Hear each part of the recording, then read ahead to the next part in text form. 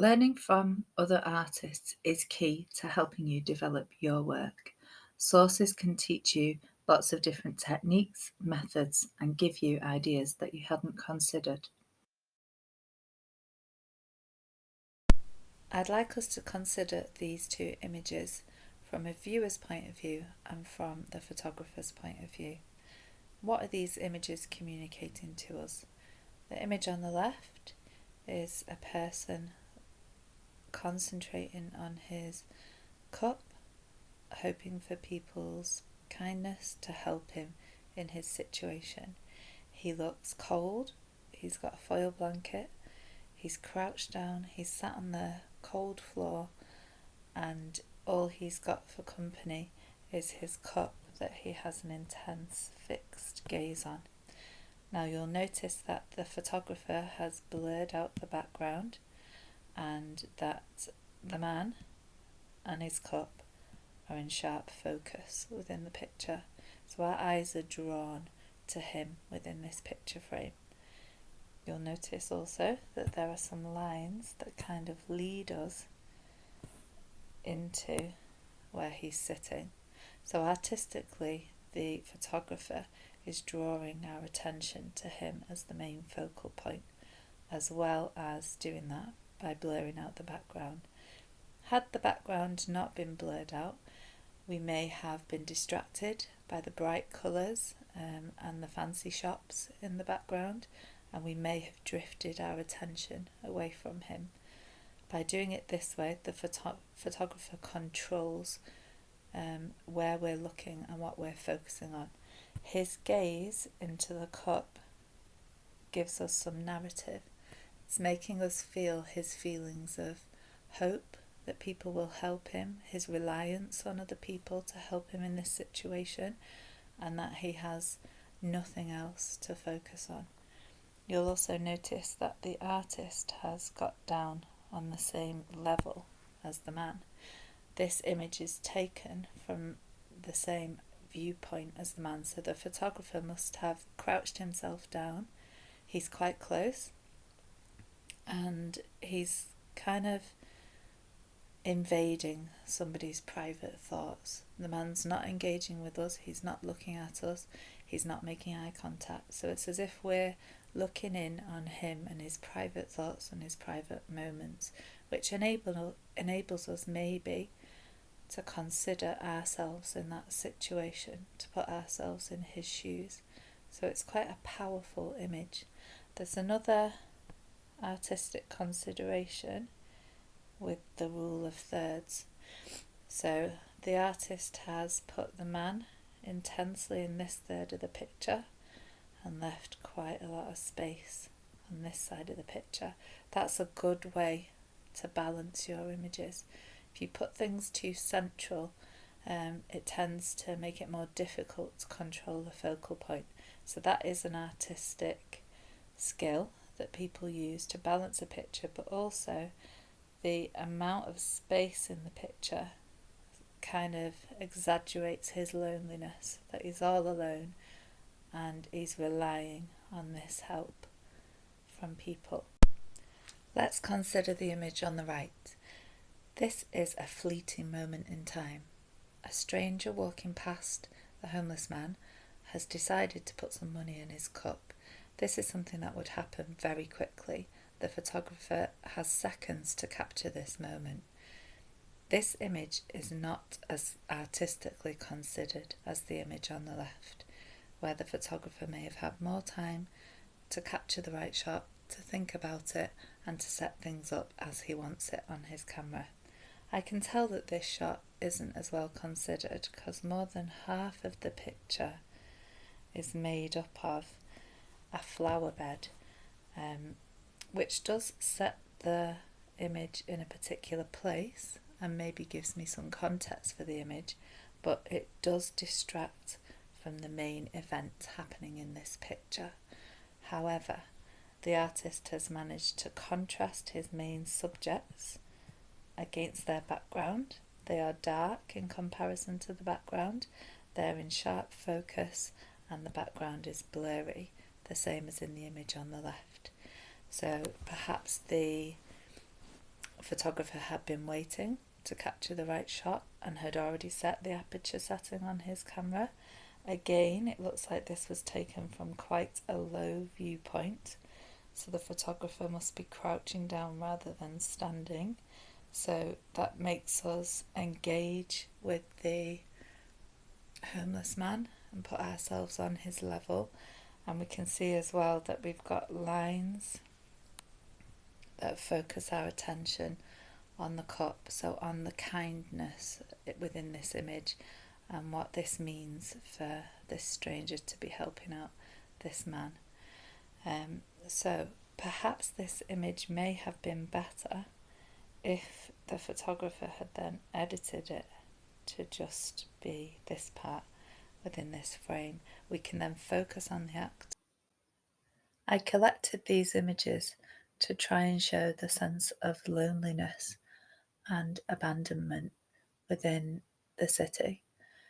The artists in these images have really considered contrast and placement of the person, sometimes getting down right on their level, sometimes looking at them from above, always putting them in a really prominent place within the picture with very strong lighting.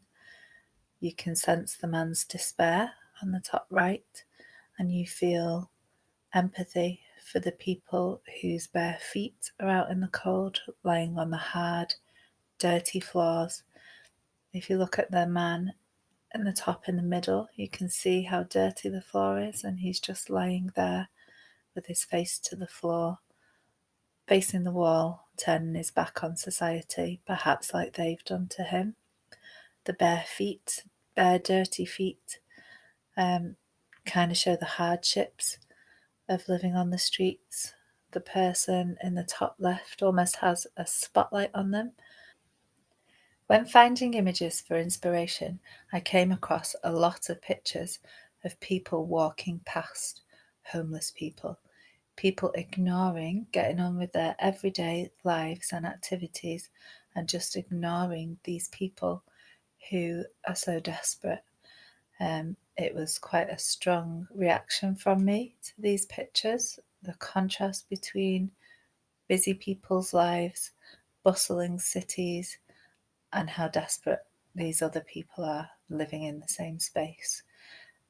You'll see that the photographers keep everything in sharp focus. They show the hustle and bustle. You can imagine the noises of the city. You can imagine the lives of the people on their phones, walking past in their nice clothes, with shoes on their feet, clearly in a good position in life, just walking past these lonely, desperate people who quite often in these images you'll see don't make eye contact, hide themselves, put their heads down. You feel their shame, you feel their desperation, you feel their isolation and their loneliness. So these images for me were quite striking. These images intrigued me because they show what a lack of privacy these people have. Every activity they do is on show. They eat outside, they sleep outside, they're always being observed and looked at by people. You can see that the man top centre, all his worldly goods are in that trolley. Everything he owns is there. Observing these people just getting on with it and living their daily lives helps us to identify with them. How many of us have sat there and read a book to entertain ourselves? Eating is an everyday activity. It just makes you engage with them and feel their humanity. I like the way that the artists have set these shots up. They're voyeuristic, they're looking at people, they're not engaging with us. It's a snapshot of what their life is like, some from afar, some from close up, always down on their level. That's something that features a lot in these images.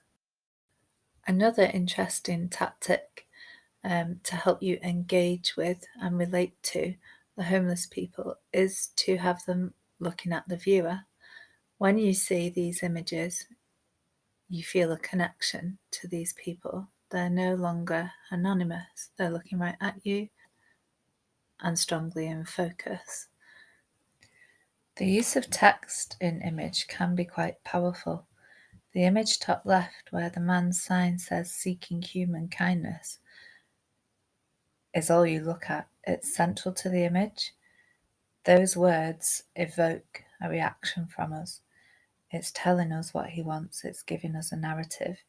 It's making us feel something in particular.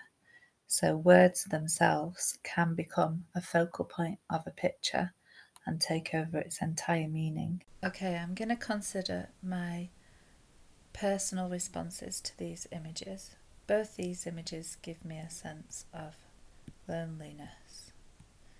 They give me a sense of vulnerability.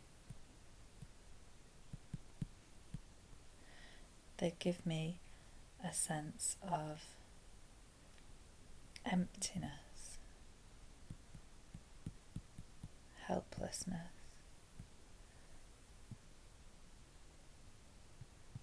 Why do they give me that? If I look at this image, this man is sharply in focus. The background is blurry. All my attention is drawn to him. He's in a very empty space. He's alone. He's on a hard surface. It's not comfortable.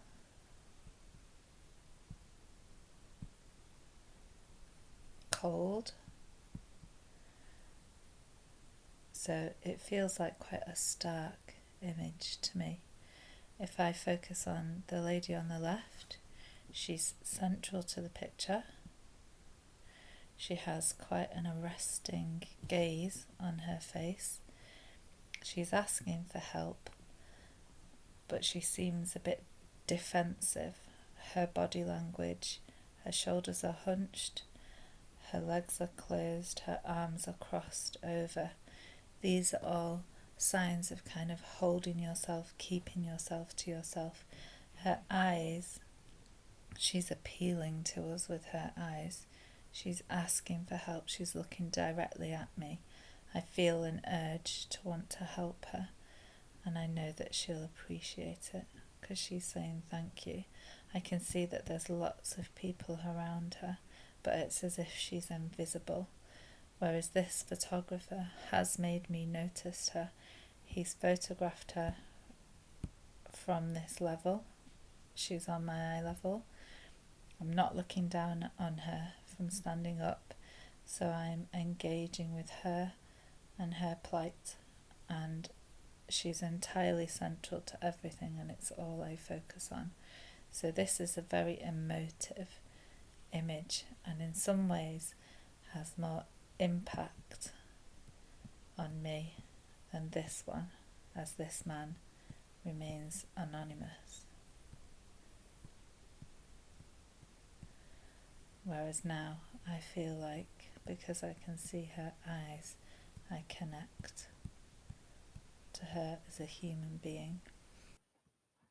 So finally, these two images. One is an extreme close-up that helps me strongly identify with a particular character. I notice the strain on his face, the sadness in his eyes, the dirt on his fingers, the weatheredness of his skin.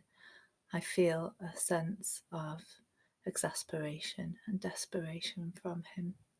I also feel a similar thing from the girl on the right, who's longingly looking at people, enjoying their lives, getting on with things, and she's feeling so sad and lonely and cold.